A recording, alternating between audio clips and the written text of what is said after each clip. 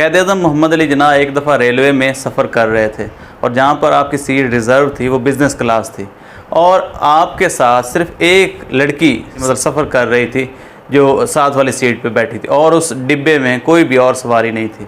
तो लड़की जो है वो बड़ी शरारती टाइप थी और उसने जब देखा कि शरीफ नफ्स इंसान है तो क्यों ना उसका मजाक उड़ाऊँ या क्यों ना मैं इसको थोड़ा तंग करूँ। तो उसने इशारे करने शुरू कर दिए, उसने सीटी बजाना शुरू कर दी, उसने फ़िक्रे कसना शुरू कर दिए।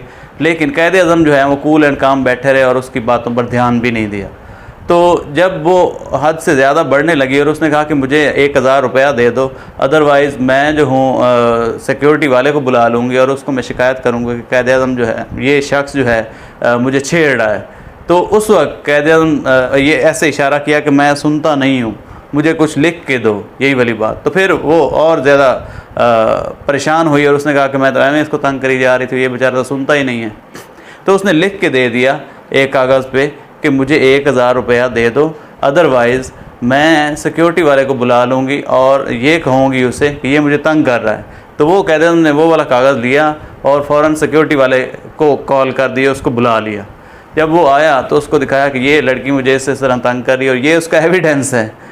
और इस तरह सिक्योरिटी वाले जो हैं वो उसको पकड़ के लेके चले गए। इस स्टोरी से हमें ये पता चलता है कि वो कितने विजडमफुल इंसान थे और कितने हाजिर दिमाग थे। तो ऐवें नहीं उन्होंने पाकिस्तान हमारे लिए बना लिया, बल्कि उसके पीछे उनकी पर्सनैलिटी ही ऐसी थी और मौके महल पर कैसे वो आंसर और लॉजिकल आंसर देते।